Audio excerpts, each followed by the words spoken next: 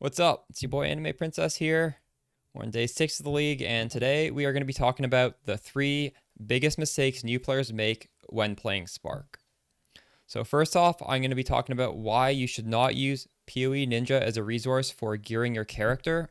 I think there are a ton of noob traps in there, and there's very little benefit of doing this. Next on, I'm going to touch on the Aura Stacker 8-link gloves.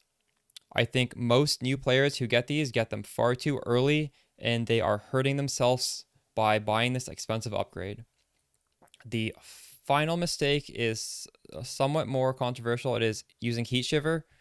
Now, this is more an explanation of how Heatshiver can be really good or it can be really bad, and I go over how to make sure if you're a new player using Heatshiver, you are using it properly. All right, let's just jump into this video. The biggest mistake new players make is using Poeninja as a resource to look for their next upgrade to their Spark character. And this is somewhat specific to Spark in general. So how would a new player look for upgrades? There's probably 3 ways, either by looking at the most popular items, looking at the gear of the highest level players, or looking at the DPS. And I think we can just quickly do all 3 of these, and I'll point out how bad this is. So first off, looking through items, Heatshiver is very high up there, as well as Nebulous, and these are incredibly niche items that don't work in most cases. Heatshiver, you get extra damage if you freeze enemies. However, Spark has a pretty low hit, so you're going to have to find ways to really ramp up your damage, like some sort of steroid to do massive damage in order to get that extra damage from it, or else it does nothing. And Nebulous, this does nothing unless you have max res for cold and lightning. So these look like they are just obvious shoe-ins, but they're really not. Like you can't easily fit these into a solo player's build. Also, Annihilating Light is up there for the damage. This guy does triple damage, and if you sort by DPS, you're going to see a lot of Annihilating Light. However, we will touch into this when we actually look into the POBs, and I'll explain why it's so bad. All right, first off, let's look by level. Let's look at every single level 100 character. All right, this guy, he's using, big surprise, Heatshiver 2 Nebulous, and as we can see, he has no melding, which means his resistance is going to be capped at 75, not 90. So the Nebuluses are doing nothing, and he probably has a low hit, so the Heatshiver is going to do nothing. Let's double check this in POB. Yeah, so his hit is meager 55,000. He's not even res capped. This build does not function. But I'm not saying this is a bad build. The thing is, people don't understand the context behind this. This guy is most assuredly running with a group of players, and he's going to have these supports giving him auras that are going to buff his max res to 90. So these are actually going to do a lot of damage. His supports are also going to give him all of the auras, so he's going to have a massive hit, and the massive hit is going to cause the Heatshiver to do a ton of damage. So this is a good build, but it is a party play build, and this simply does not function as a solo player. As we can see, when this guy just plays by himself, this is terrible. 300,000 damage, no defense, no resistances. This doesn't work. You can't look at this as a new player and get anything from it. This is completely useless to you. Next up, the exact same thing. As you can see, no melding down here, so we know this is a party. Same thing here. All right, now this guy switched it up a little bit. He's using an Annihilating Light, which is let's just import this because it's different. Okay, so this guy is actually, even if he's playing solo, he has, I would say this is a pretty bad amount of damage. Again, it's like 1/3 of what my damage is. But it is possible this guy is playing solo because he is res capped. Although, if you look at his, what is this? He has negative infinity effective HP pool. I don't know what's going on there. He has, okay, he's chaos res, almost chaos res capped. And I assume he's using Petrified Blood. Is he? Yeah. So I would say this is a pretty squishy character. He has no block. He has no Does he have armor? He doesn't really have any defenses. So you can't map with a character like this. He might be doing no-hit Sanctum runs. He might be doing Maven invitations where you don't really need to get hit. But I don't think a new player can benefit from this, because if a new player just slaps on Annihilating Light, they lose a lot of defense, and you kind of have to build around it. You need to have a crazy amount of resistance. This is not really something you can copy. Also, his average hit is too low. This Heatshiver is not going to freeze bosses. This guy may, in fact, be playing in a group, though, because even if you're playing in a group, it's still nice to cap your fire res, because sometimes your Orbot, he's just zoned out. He's out of range. You don't want to die. So that might be explaining what this might be a party play. We don't know. If he is playing in a group, obviously his damage is going to go through the roof, because he's going to get so many auras from his supports that he obviously will have the hit to freeze. So not enough information here to know for sure, but I don't think a new player can get anything from this. Again, same thing here. Oh, now we're moving on to something a new player could benefit from. This is a solo player, and just looking at the gear here, I can tell this is a very well-made character. He's got the Aegis for defense. He's a really good amulet. 2 Call of the Brotherhoods. I think, yeah, he's using Unwavering Crusade, which benefits from 2 of these. He's a nice, like, for people following the guide, this should seem familiar. This guy has some really good gear, and this would be a good resource to follow. Although, again, this was preceded by, 6 or 7 POBs that had completely like zero benefit, and you're probably going to copy those, because if you're a new player, you're going to see 6 people doing that, 1 player doing this. What are you going to go to? So yeah, here's a good one. This is clearly a good one too. And this is it's expensive. This is a good one. This is Aura Stalker. Probably a solo player, but again, what can a new player get from this? They'll see Spark Gloves. I'm going to buy Spark Gloves, but like he's not going to have the Mage Blood or anything else to make those gloves good. So, or he might think Nebulous, Heatshiver, but he's not going to have the melding. He's not going to have the massive damage from being an Aura Stacker to make the Heatshiver work. So I think there is very little to gain from looking at it this way. And now let's sort by DPS. Look at the top DPS. Again, this is the Aura Stacker we just looked at. I think these are all going to be Aura Stackers. And I guess technically, if you have multiple mirrors, you could just use Poeninja sort by DPS and make a strong character. But for a new player, I don't think there's anything to gain from looking at these Aura Stackers. You can't piece by piece an Aura Stacker. You gotta invest all of it. Okay, this is the one thing high DPS that looks a little bit strange. What is he doing? I think this is just a glass cannon guy doing maybe no hit Sanctum, maybe doing Maven invitations. I'm not too sure. Let's import that. Yeah, this guy's a lot of damage. He is glass cannon though.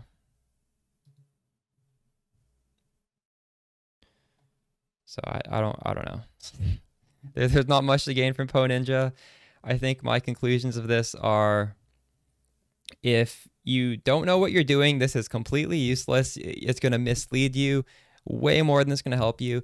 And obviously, if you're an experienced player and you know exactly what you're doing, why would you go to Poeninja anyways? Because you already know what you're doing. So Poeninja, garbage resource, in particular to Spark, because Spark is very flexible and there's so many niche ways to use Spark, and you cannot copy it without context. The second biggest mistake I see new players making is trying to go for the 8-link Spark Aura Stacker gloves way too early. So first off, what am I talking about by Aura Stacker gloves? There are Metacraft gloves where you put the Spark in a 4-link, but it's supported by all these extra damage links on the glove itself. So right here I have a search for some pretty good ones. So even the lowest one at 10 div, I'd say this is a very good glove. It has faster projectiles, faster casting, increase to the base critical strike chances Spark, some crit multi, +1 to level. Also, it has pierce, so bare minimum 10 div, and on the higher end with really good rolls, it is 120 div. So we're going to be comparing this really nice pair of Hate Nails fingerless silk gloves to my very budget rare set of gloves talk about the pros and cons of each so you can get an idea of when it would be appropriate to make this swap. And we'll also look at this budget version. You know, it has the same mods, but they're rolled quite a bit worse. But realistically, I would say the budget version makes more sense than the expensive version for us, but it still might not make sense. All right, so let's look at my character right now. He's at 4 million damage, and he's set up in the normal setup with these normal pair of pierce gloves. I have a pierce glove crafting video on my channel. So what do we get with these rare pair of gloves? Well, first off, we get Eldritch Implicits, which you can't get on the Aura glove. So we're getting a pierce in the implicit, and we're getting 20% chance to unnerve enemies, which is extra damage. As for the affixes, as you can see, we have a lot of res. There's chaos res. I'm getting some cold res on there. I'm getting some attributes. And you can also get damage on gloves. We're getting a small amount of damage there. We're also getting the +1 level, which that doesn't matter. That's just in combination with the pierce. So we're getting multiple pierces on these gloves. And these are fairly budget to make. As for our crit chance, as you notice, the crit chance is quite low. I've purposefully taken off the diamond flask, and this is because I want to make the 8-link gloves look as good as possible. So we're setting up my crit, so it's going to be like it's low without the spark gloves, and it's going to be perfectly 100% crit capped when we put on the spark gloves to make the spark gloves shine as bright as possible. As for our skill gems, again, this is in the body armor. We have the normal 6th link of spark, critical damage, spell echo, inspiration, awaken added lightning, and pinpoint. So remember the number 4 million, and let's put these in the gloves and put on the 120 div hate nail. All right, so we're going to remove these two supports, shift this over into the gloves, and we no longer have unnerve, so we got to take that off. As for our items, let's put on the hate nails. So as you can see, we actually dropped in damage. However, not really. We still gain damage because the advantage of these gloves is you are getting level 20 faster projectiles, which is 70% projectile speed, and that's not shown in the damage number here, but it does mean our projectiles are going much faster.